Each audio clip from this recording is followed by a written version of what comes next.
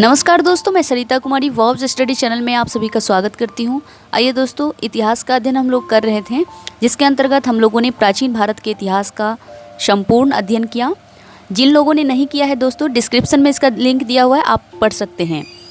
अब हम मध्यकालीन भारत का इतिहास का अध्ययन करेंगे। तो आज स्रोत से संबंधित महत्वपूर्ण ऑब्जेक्टिव क्वेश्चन हैं, जो कि बीपीएससी, एसएससी, रेलवे या other competitive examination point of view से बहुत ही इंपॉर्टेंट है और ये सेलेक्टेड क्वेश्चन है। तो आप लोग वीडियो को पूरा ज़रूर देखिए, तभी जाके फ़ायदा मिलेगा। तो चलिए स्टार्ट करते हैं। मध्यकालीन, सबसे पहले हम मध्यकालीन भारत के इतिहास के बारे में कुछ जानकारी इकट्ठा कर लेते हैं, उसके बाद क्वेश्चन को सॉल्व करेंगे। मध्यकालीन भारत का काल 712 से 1707 तक माना जाता है। इसे 3 कैटेगरी में डिवाइड किया गया है। दिल्ली सल्तनत के पूर्व, जो कि काल है इसका 712 से 1206, यानी 712 से 1206 के काल को दिल्ली सल्तनत के पूर्व का काल कहा जाता है। दिल्ली सल्तनत का काल जो है 1206 से 1526 ईस्वी के काल को कहा जाता है। मुगल साम्राज्य के काल 1526 से 1707 माना जाता है। यहाँ पर देखिए 712 और 1206। 712 ईस्वी में मोहम्मद बिन कासिम ने भारत के सिंध पर सबसे पहले आक्रमण किया था, जिसके साथ ही मध्यकालीन भारत की शुरुआत हो गई। भारत में राजनीतिक सत्ता को स्थापित करने का श्रेय तुर्कों को ही दिया जाता है। उसके बाद कुतुबुद्दीन ऐबक 1206 ईस्वी में दिल्ली सल्तनत के साथ साथ गुलाम वंश की स्थापना किया और इस तरह से प्रारंभ हो गया गुलाम वंश। उसके बाद दिल्ली सल्तनत का अंत जो है 1526 ईस्वी में हुआ। अंतिम शासक था इब्राहिम लोदी, जिसको बाबर ने जिन्होंने मुगल साम्राज्य की स्थापना की। बाबर ने 1526 ईस्वी में इब्राहिम लोदी को पानीपत के प्रथम युद्ध में परास्त करके मुगल वंश की नींव डाली। इस तरह से 1526 ईस्वी में मुगल वंश की नींव पड़ गई और ये 1707 ईस्वी तक चला। 1526 ईस्वी में पानीपत के प्रथम युद्ध के बाद इब्राहिम लोदी पराजित करके जो है लोदी वंश के साथ साथ सल्तनत वंश को भी समाप्त कर दिया बाबर ने, और इस तरह से सल्तनत काल का अंत हो गया और मुगल वंश जो है स्थापित हो गया। मध्यकालीन भारत की जानकारी के बारे में साहित्यक स्रोत सबसे महत्वपूर्ण स्रोत माना जाता है। कौन सा स्रोत? साहित्यक स्रोत, जिसे 2 भाग में बांटकर हम लोग अध्ययन करेंगे। जैसे कि सल्तनत कालीन ग्रंथ है। सल्तनत कालीन ग्रंथ में 2 कैटेगरी आएगा। एक तो दिल्ली सल्तनत के पूर्व का काल का जो ग्रंथ है और एक दिल्ली सल्तनत के काल का ग्रंथ। तो इसके अंतर्गत सल्तनत कालीन ग्रंथ के अंतर्गत इन दोनों के मतलब ग्रंथ को पढ़ेंगे, इससे जो जानकारी मिली है। और मुगल साम्राज्य जो 1526 से 1707 है, इस काल में जो ग्रंथ है और इससे जो जानकारी मिली है मध्यकालीन भारत के इतिहास के बारे में, तो इसका हम लोग अध्ययन करेंगे। तो चलिए देखते हैं। सल्तनत कालीन ग्रंथ हैं कुछ और उसके लेखक हैं। इससे किन किन चीज़ों की जानकारी मिली है, जैसे कि चचनामा है। चचनामा नामक ग्रंथ, इसके लेखक मोहम्मद अली, शॉर्ट में मोहम्मद अली, और पूरा नाम है मोहम्मद अली बिन अबू बकर कूफी। याद रखना है, मोहम्मद अली बिन अबू बकर कूफी चचनामा के लेखक हैं। इस ग्रंथ से स्पष्ट होता है कि मध्यकाल में सबसे पहले अरब वासियों ने सिंध पर आक्रमण किया था। कहाँ पर? सिंध पर। इसी चचनामा में वर्णन किया गया है।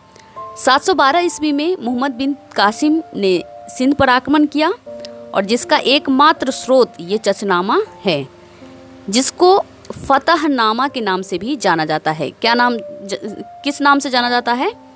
फतहनामा। फतहनामा के नाम से जाना जाता है। अब नेक्स्ट ग्रंथ है किताब उल यामनी। किताब उल यामनी, गजनी वंश को यामनी वंश भी कहा गया है और इस पुस्तक से यामनी वंश के साथ साथ महमूद गजनी के बारे में जानकारी मिलती है।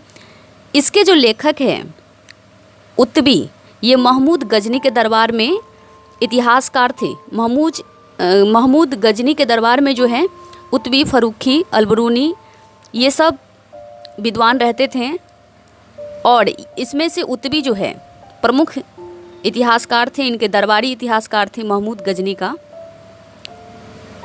नेक्स्ट है तारीख ए सुबुक्तगीन। तारीख ए सुबुक्तगीन जो है, इस पुस्तक से भी जो है गजनी वंश और महमूद गजनी के बारे में जानकारी मिलती है। इसके लेखक है बैहाकी। बैहाकी इस पुस्तक के लेखक हैं, जो कि महमूद गजनी के दरबार में दरबारी कवि थे, कवि के पद पर आसीन थे, राज कवि के पद पर आसीन थे। प्रसिद्ध अंग्रेज विद्वान एक नाम था लेनपूल। लेनपूल ये अंग्रेजी विद्वान थे। इन्होंने बैहाकी को पूर्वी पेप्स कहा। क्या कहा?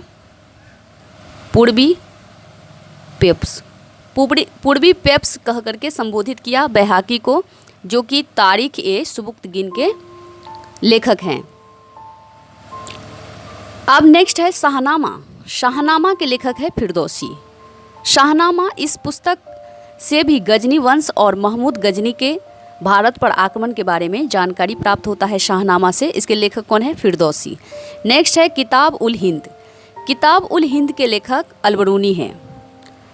अब देखिए, किताब उल हिंद को तहकीक ए हिंद के नाम से भी जाना जाता है। तहकीक ए हिंद के नाम से भी हम लोग जानते हैं। इस पुस्तक के लेखक अलबरूनी के बचपन का नाम था अबू रिहान। क्या नाम था इसके बचपन का? अलबरूनी के बचपन का नाम था अबू रिहान। अबू रिहान नाम था, याद रखना है। जो कि अलबरूनी अफ़गानिस्तान के ख्वारिज़्म नामक गांव में रहने वाले थे। ये अफ़गानिस्तान के ख्वारिज़्म नामक गांव के रहने वाले थे। इन्होंने किताब उल हिंद नामक पुस्तक की रचना की, जिसको तहकीक ए हिंद के नाम से भी जाना जाता है। अलबरूनी महमूद गजनी के साथ भारत आया था और इन्होंने इस पुस्तक की रचना 11वीं शताब्दी में किया था। ये पुस्तक मध्यकालीन या मध्यकाल में विदेशी पुस्तक में सबसे महत्वपूर्ण पुस्तक के रूप में माना जाता है। इसमें सामाजिक, धार्मिक, आर्थिक, राजनीतिक, कला, सांस्कृतिक, विज्ञान एवं तकनीकी, भारतीय पर्व एवं त्यौहार, अंधविश्वास के साथ साथ दैनिक जीवन से संबंधित सभी बातों का विस्तार पूर्वक चर्चा जो है इस पुस्तक में अलबरूनी ने किया है। और अलबरूनी की बात करें तो अलबरूनी प्रथम ऐसा मुस्लिम शासक था जिसने भागवत गीता और पुराण का भी अध्ययन किया था। अलबरूनी के अनुसार जो है भारत में जाति का निर्धारण माँ की जाति से किया जाता था। इन सब चीज़ों की जानकारी अलबरूनी के इस बुक से प्राप्त होता है, किताब उल हिंद से या तहकीक ए हिंद। अब नेक्स्ट है ताज उल मासिर। ताज उल मासिर इसके लेखक है हसन निजामी। ताज उल मासिर इस पुस्तक से गुलाम वंश के बारे में जानकारी मिलती है। किस वंश के बारे में? ताज ए मासिर से, जिसके लेखक है हसन निजामी। कौन है लेखक? हसन निजामी। इसे गुलाम वंश के बारे में जानकारी मिलती है। नेक्स्ट है तबकांत ए नासिरी। तबकांत ए नासिरी इसके लेखक है मिनहाज उस सिराज। कौन है? तबकांत ए नासिरी, मिनहाज उस सिराज। ये इम्पॉर्टेंट है। गुलाम वंश के राजकुमार नसीरुद्दीन मोहम्मद के समय में इन्हीं को समर्पित करते हुए ये बुक लिखा गया था जिससे गुलाम वंश के बारे में सबसे महत्वपूर्ण जानकारी मिलती है। तबकात ए नासिरी से मिनहाज उस सिराज इसके लेखक हैं। अब नेक्स्ट है रेहला। रेहला जो है इस पुस्तक के रचयिता इब्न बतूता को माना जाता है। इब्न बतूता तुगलक वंश के शासक मोहम्मद बिन तुगलक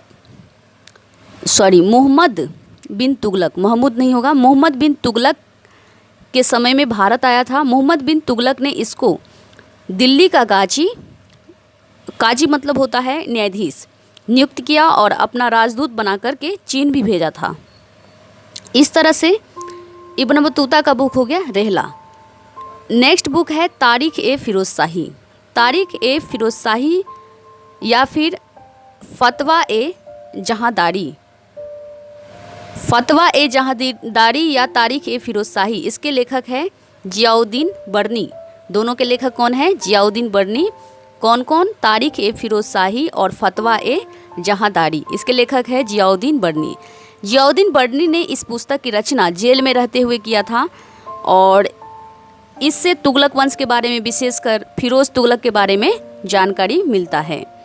इन्होंने फिरोज तुगलक की जो है बड़ाई की थी, प्रशंसा किया था जेल से छुटकारा पाने के लिए। नेक्स्ट है फतुहात ए फिरोज शाही। अब है फतुहात ए फिरोज शाही। इसके लेखक है फिरोज तुगलक।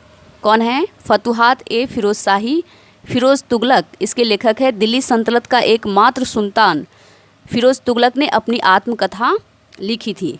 याद रखना है दोस्तों, दिल्ली सल्तनत का एकमात्र सुल्तान है फिरोज तुगलक।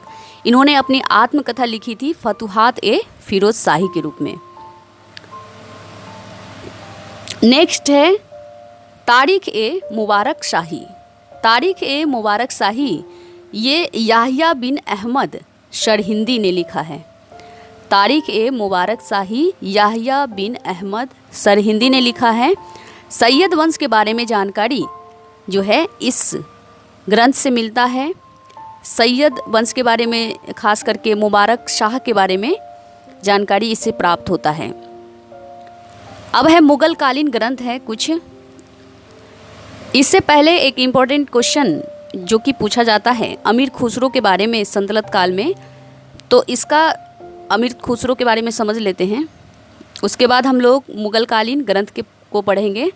अमीर खुसरो, इससे बहुत सारा क्वेश्चन एग्जाम में पूछा जाता है। अमीर खुसरो, इनका जन्म जो है उत्तर प्रदेश के एटा जिला है उत्तर प्रदेश में। एटा जिला के पटियाली गांव में हुआ था। किस गांव में? पटियाली गांव में, एटा जिला के। यह साहित्यकार के साथ साथ चिश्ती संप्रदाय के भी संबंधक थे, यानी चिश्ती संप्रदाय से इनका महत्वपूर्ण संबंध था अमीर खुसरो का। इसको हिंद का तोता या तूतिया हिंद या फिर हुदहुद पक्षी या बुलबुल कहा जाता है। किसको कहा जाता है? अमीर खुसरो को कहा जाता है हुदहुद या फिर बुलबुल पक्षी या तूतिया हिंद, हिंद का तोता, ये सब, इन सब नामों से इन्हें पुकारा जाता है। अमीर खुसरो प्रसिद्ध चिश्ती संत निजामुद्दीन औलिया के शिष्य थे। किसके शिष्य थे अमीर खुसरो? निजामुद्दीन औलिया के। अमीर खुसरो ने दिल्ली सल्तनत के 8 सुल्तानों का कार्यकाल देखा था। अमीर खुसरो प्रथम ऐसा मुस्लिम शासक थे, या शासक नहीं थे, ये विद्वान थे, मुस्लिम विद्वान थे जिन्होंने अपनी पुस्तकों में हिंदी मुहावरे का प्रयोग किया था। अमीर खुसरो प्रथम ऐसा मुस्लिम विद्वान थे जिन्होंने अपनी पुस्तकों में हिंदी मुहावरे का प्रयोग किया था। इनको जो है सितार और तबला का जनक माना जाता है। यह सबसे अधिक समय तक अलाउद्दीन खिलजी के दरबार में रहे थे।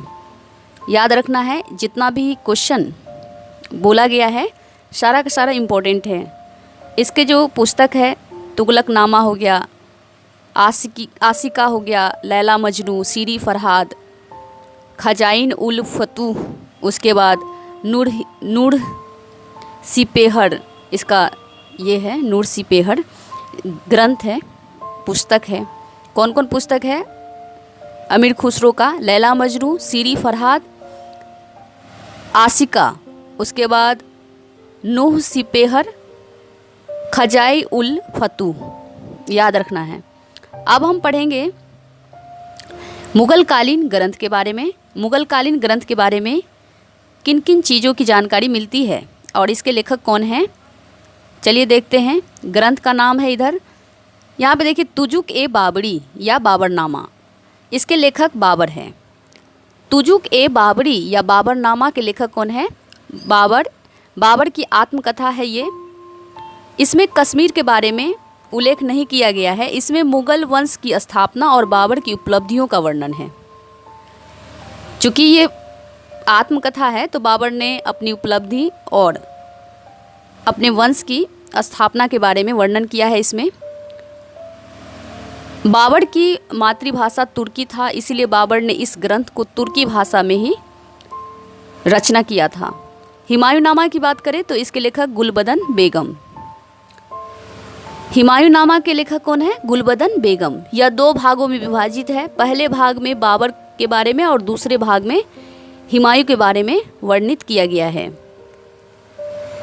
अब हम बाबर से संबंधित एक इम्पॉर्टेंट क्वेश्चन है, जैसे कि बाबरनामा या तुजुक ए बाबरी, इसको अकबर के आदेश पर जो है अबुल रहीम खान खाना ने इस ग्रंथ का फारसी भाषा में इसका अनुवाद किया था। और एक अंग्रेजी विद्वान थे, वेवरीज, एस वेवरीज, इंग्लिश का विद्वान था एस वेवरीज, एस वेवरीज, ये विद्वान का नाम है एस वेवरीज। इन्होंने अंग्रेजी भाषा में बाबरनामा की अनुवाद किया था। बाबरनामा का अनुवाद किसने अंग्रेजी भाषा में किया था? एस वेवरीज। नेक्स्ट है अकबरनामा। अकबरनामा के लेखक है अबुल फजल। याद रखना है दोस्तों, अकबरनामा के लेखक कौन है? अबुल फजल। इस पुस्तक के लेखक अबुल फजल अकबर के 9 रत्नों में शामिल थे। अकबर के जो 9 रत्न थे, अबुल फजल भी उसमें से एक था। यह पुस्तक 3 भागों में विभाजित है, जिसमें तीसरा और अंतिम भाग को जो है आईने अकबरी कहा जाता है। क्या कहा जाता है? आईने अकबरी। 3 भागों में इस पुस्तक अकबरनामा को विभाजित किया गया है, जिसमें तीसरा और अंतिम भाग जो है उसको क्या कहा गया है? आईने अकबरी। अबुल फजल ने अकबर की तुलना अग्नि, जल, वायु और भूमि से किया है। अबुल फजल ने इस पुस्तक में, अकबरनामा में, अकबर की तुलना जो है किस किस चीज़ से? अग्नि, वायु, जल और भूमि से किया है। नेक्स्ट है मुंतखब उल तवारीख।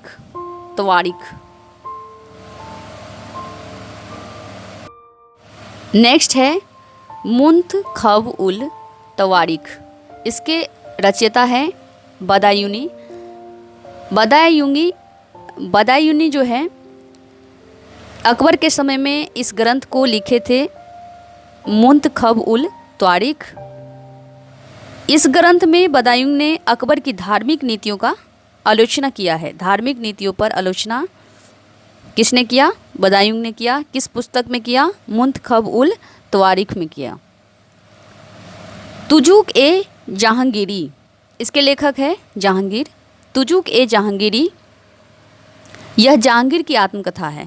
किसकी आत्मकथा है? जहांगीर की आत्मकथा है तुजुक ए जहांगीरी, जिसमें उसके उपलब्धियों के साथ साथ चित्रकला के विकास के बारे में उल्लेख किया गया है।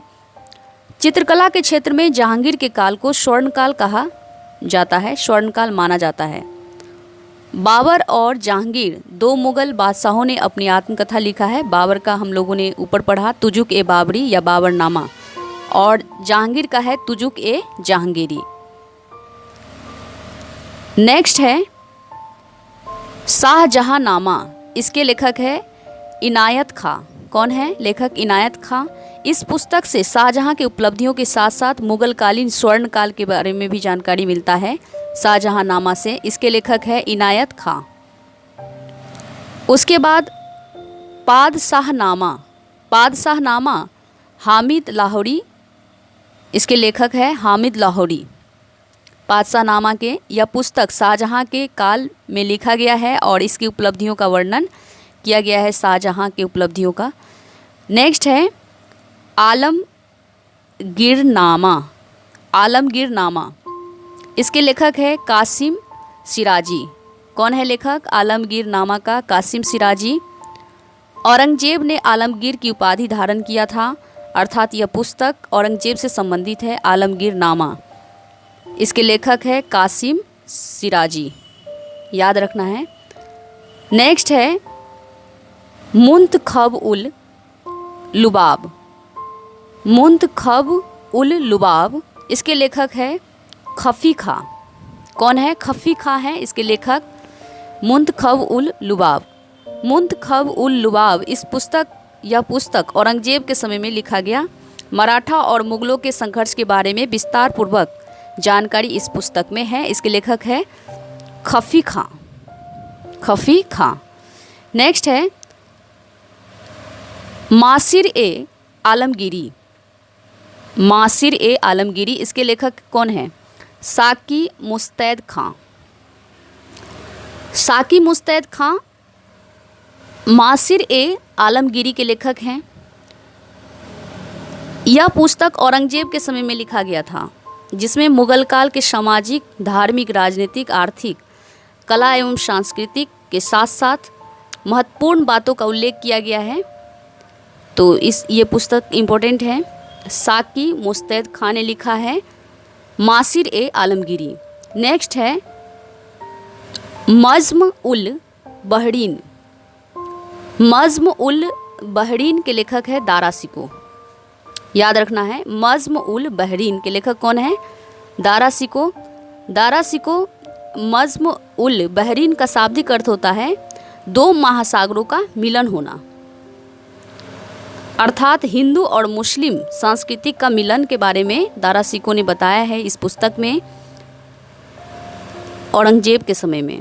दारा शिकोह मुगल वंश में अकबर, देखिए मुगल वंश में दारा शिकोह के बारे में बात करें तो अकबर पढ़े लिखे नहीं थे। इसके जस्ट अपोजिट दारा शिकोह पूरे मुगल वंश में सबसे बड़े विद्वान, सबसे पढ़े लिखे, शिक्षित, योग्य और विद्वान व्यक्ति थे। इन्होंने 52 उपनिषदों का फारसी भाषा में शिर ए अकबर के नाम से अनुवाद किया था। किस नाम से? शिर ए अकबर के नाम से। दारा शिकोह ने 52 उपनिषदों का फारसी भाषा में अनुवाद शिर ए अकबर के नाम से किया था। अब हम स्रोत से संबंधित महत्वपूर्ण ऑब्जेक्टिव क्वेश्चन को देख लेते हैं, जो कि एग्जाम में पूछे जाते हैं। सिलेक्टेड क्वेश्चन है, तो चलिए देखते हैं। पहला क्वेश्चन है, दिल्ली का वह सुल्तान जिसने अपने संस्मरण लिखा था। पहला ऑप्शन है इल्तुतमिश, दूसरा है बलबन, तीसरा है अलाउद्दीन खिलजी, चौथा है फिरोज तुगलक। इसका सही आंसर फिरोज तुगलक होगा। फिरोज तुगलक दिल्ली का वह सुल्तान है जिसने अपने संस्मरण लिखा था। नेक्स्ट है हिंदी और फारसी दोनों भाषाओं का विद्वान था। पहला ऑप्शन है अकबर, दूसरा है तानसेन, तीसरा है अमीर खुसरो, चौथा है बैरम खां।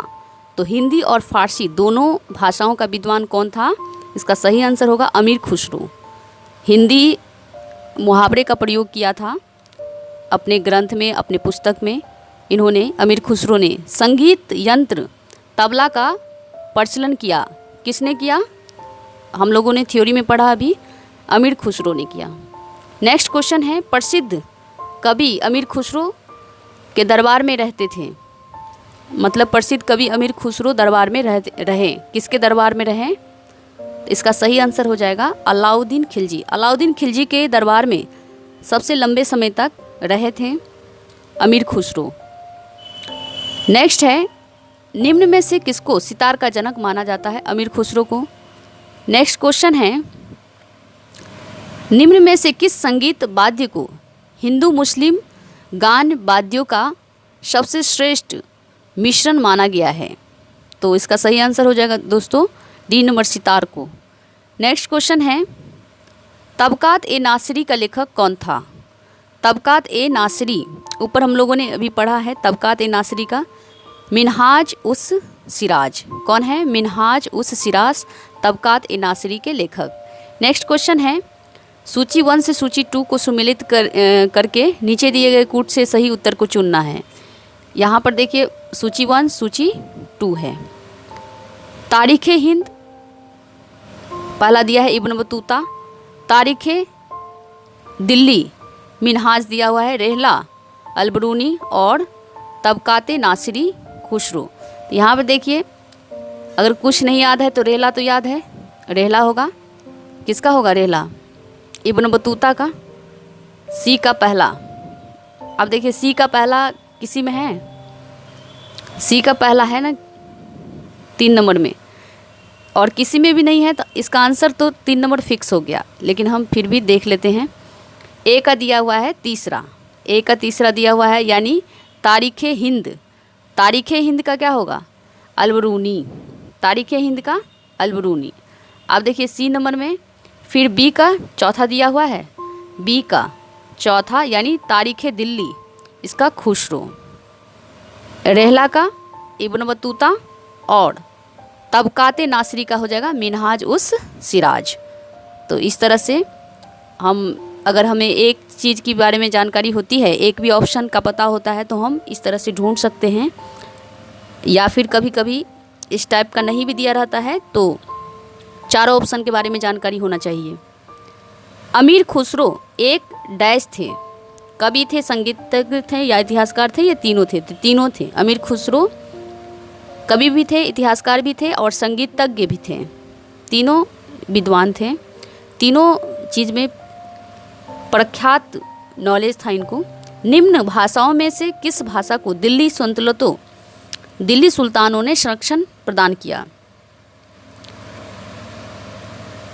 निम्न भाषाओं में से किसको? अरबी को, तुर्की को, फारसी को, उर्दू को। तो इसका सही आंसर हो जाएगा सी नंबर, फारसी को। नेक्स्ट है सूची 1 से सूची 2 का सुमेल कीजिए और नीचे दिए गए कूट से सही उत्तर चुनिए। यहाँ पर देखिए जियाउद्दीन बर्नी दिया हुआ है, हसन निजामी, मिनहाज उस सिराज और याहिया बिन अहमद। तो देखिए मिनहाज उस सिराज के बारे में अभी हम लोगों ने पढ़ा था, तबकात ए नासिरी होगा। सी का दूसरा देखिए किसी में है, सी का दूसरा है, सी का दूसरा है डी में, डी इसका सही आंसर हो जाएगा। ए का तीसरा दिया हुआ है जियाउद्दीन बर्नी, जियाउद्दीन का बर्नी का होगा तारीख़ ए फिरोज शाही। उसके बाद मिनहाज उस सिराज का हो जाएगा तबकात ए नासिरी। याहिया बिन अहमद, डी का देखिए पहला दिया हुआ है डी का, याहिया बिन अहमद का क्या होगा? तारीख़ ए मुबारक शाही। और मिनहाज उस सिराज का तबकात ए नासिरी। हसन निजामी का क्या होगा? बी का कौन सा होगा? बी का होगा चौथा। हसन निजामी का कौन सा होगा? ये हो जाएगा चौथा, ताजुल माशिर। उम्मीद करते हैं इतना समझ आया। अगर समझ आया दोस्तों तो लाइक, सब्सक्राइब, कमेंट, शेयर ज़रूर कीजिए, ताकि मैं आप लोगों के लिए इससे भी बेहतरीन वीडियो लाने का प्रयास करूँगी। मिलते हैं, नमस्कार, जय हिंद, जय भारत। नेक्स्ट वीडियो में मिलते हैं।